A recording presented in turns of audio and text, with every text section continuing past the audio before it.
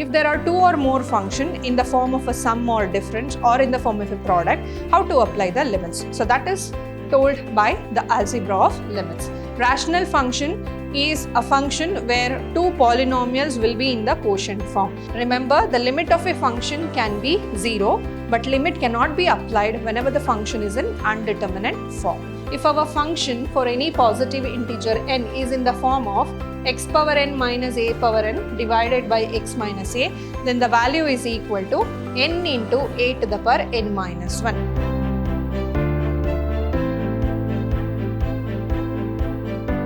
Hello everyone, a warm welcome to one and all. This is your Shruti ma'am, Department of Mathematics. Today in this session, we are going to learn about the limits and derivatives of certain functions. So in this session, we are going to learn about the algebra of limits as well as limits of polynomial and rational function.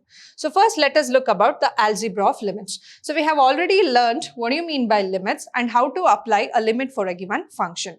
Now what happens if there are two or more functions in the form of a sum or difference or in the form of a product, how to apply the limits? So that is told by the algebra of limits. Now let us consider two functions f of x and g of x. So that the limit x close to a f of x and limit as x close to a g of x exist. Then the limit of f of x plus g of x can be equal to limit f of x plus limit g of x. For example, if I take limit as x close to 0 for a function x square plus 2, then this can be considered as limit x close to 0 for the function x square as well as limit x close to 0 for a function 2. So we know that for any constant function, limit value doesn't alter the values. So here if I put x as 0, then this is equal to 0 plus 2. So finally the value will be equal to 2. So other than 2 also, if any other functions exist, we can apply the limits separately. Similarly, in case of difference also, if the function have a different sign, that is f of x minus g of x, we can apply the limit in the form of limit f of x minus limit g of x. Now in the product form, the same thing can be applied. So two functions in the form of limit f of x into g of x, then the limit can be applied separately with respect to the product, even though it is in the quotient form, but clearly g of x cannot be equal to 0. Then we can apply the limits. Now suppose if a function has its value with respect to lambda, any scalar constant is there. For example, consider limit x tends to 2, 3x square. So if we have a limit in this form, we can remove the constant or the scalar outside and apply the limit only for the function. So limit x tends to x square. So when you apply the limit, it becomes 2 square. So which is 3 into 4, the value is 12. So like this, if you have any scalar quantity multiplied with the function, then you can remove the scalar quantity and apply the limit only for the variable. Next, we have limit of a polynomial. So when we have a polynomial function, example in such a way that a naught a1x plus a2x square plus a in x power n represents the degree of the polynomial. So when you have any polynomial function, then the limit x to the power n is equal to a to the power n. Next, we come across the limit of a rational function. So what do you mean by rational function? Rational function is a function where two polynomials will be in the quotient form. So that is, if f of x represents a rational polynomial, then it is derived in the form as g of x by h of x, where g of x and h of x are both polynomials. Now when we consider a limit as x tends to a to f of x, then limit can be applied to g of x as well as h of x by the algebra of limits, and hence when you take x tends to a, the whole function will be of g of a, and here it will be h of a.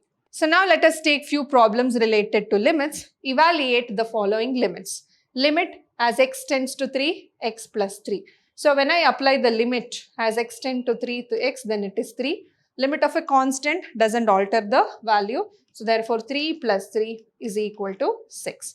Next we have limit r tends to 1 pi r square. So when we have any scalar quantity with respect to the function, we can take pi outside and we can apply the limit only for r. So which becomes pi into 1 square, which is pi.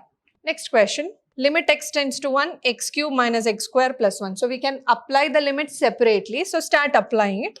So x cube is 1 cube, 1 square plus 1. So we can cancel, the value will be equal to 1.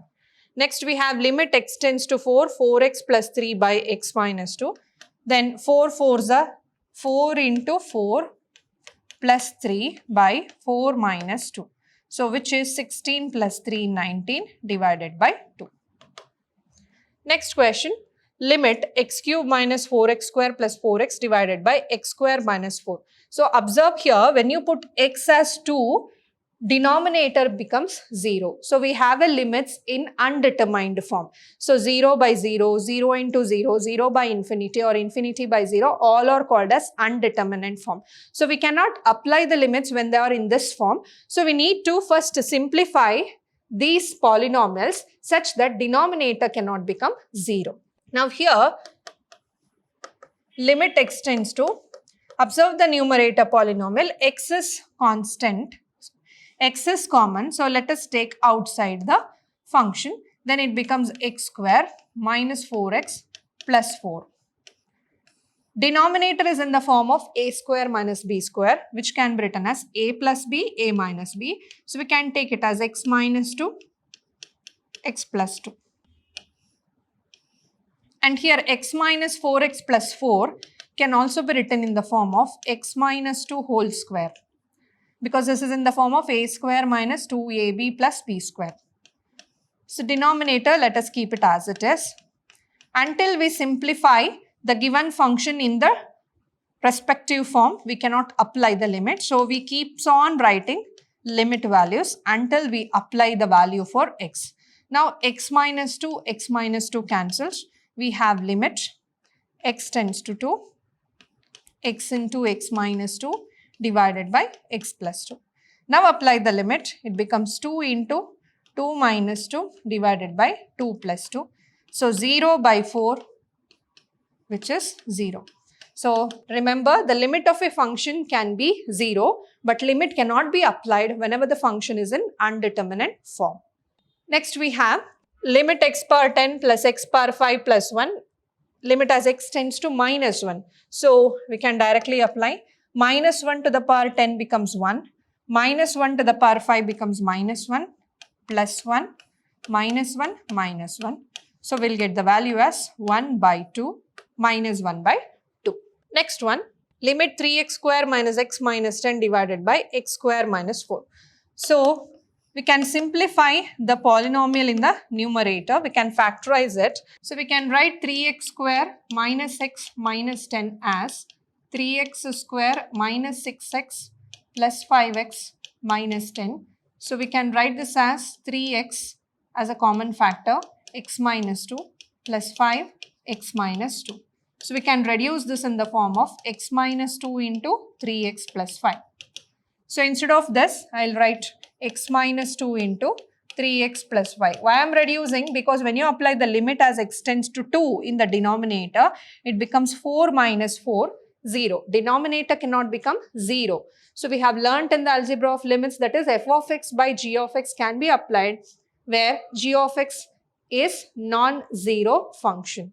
So divided by, this is in the form of x minus 2, x plus 2.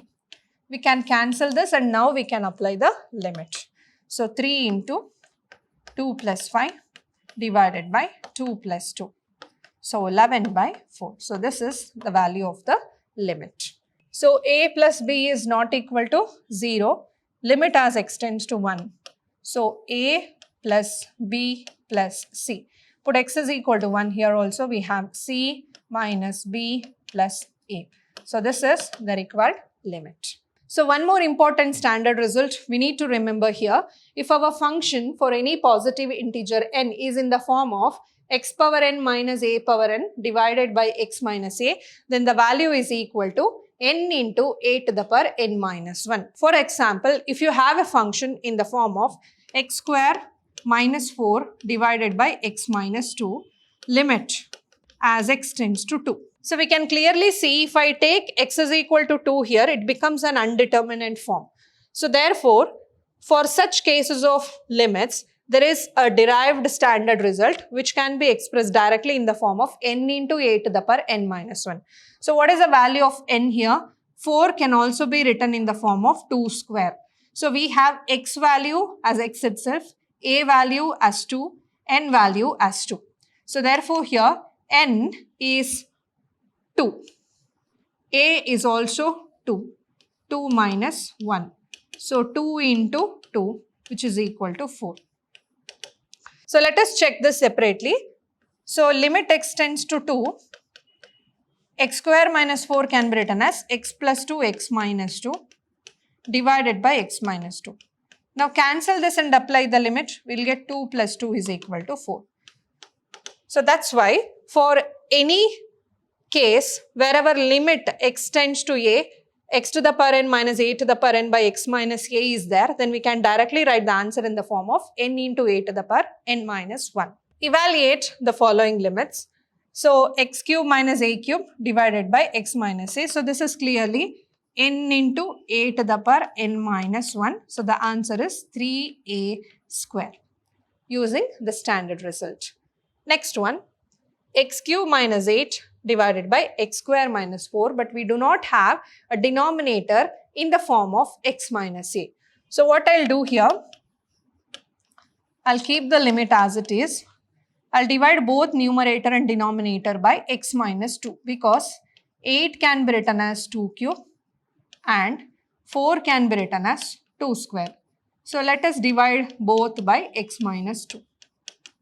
Now we have two separate functions in the form of a standard result. So this is, let us apply the limit, n into a to the power n minus 1. The value of n is 3, the value of a is 2, 3 minus 1. Again here the value of a and n are same. So we have here 3 into 2 square and here we have 2 square. So thus the value is 3. Next one, root 1 plus x minus 1. Now here let us consider 1 plus x is equal to y. Now here as x tends to 0, y tends to 1. That means as x close to 0, y takes the values of 1. So let us change the limits. Then this becomes limit y tends to 1. Because when you are changing the variable, you need to change the limits also. So this is root y minus 1 divided by x can be written as y minus 1. Now limit y tends to 1, y to the power half minus 1 to the power half divided by y minus 1. Now this is of a standard form x power n minus a power n by x minus a. So therefore instead of x we have y and instead of a we have 1, instead of n we have half. So therefore n into a to the power n minus 1 means half into 1 to the power half minus 1. So which will be half itself. Next one. So limit of a function with respect to z, z to the power 1 by 3 minus 1, z to the power 1 by 6 minus 1. So z takes the values of 1 here. So this is equal to limit z tends to 1, z to the power 1 by 3 minus 1 divided by z minus 1 whole divided by z to the power 1 by 6 minus 1 whole divided by z minus 1.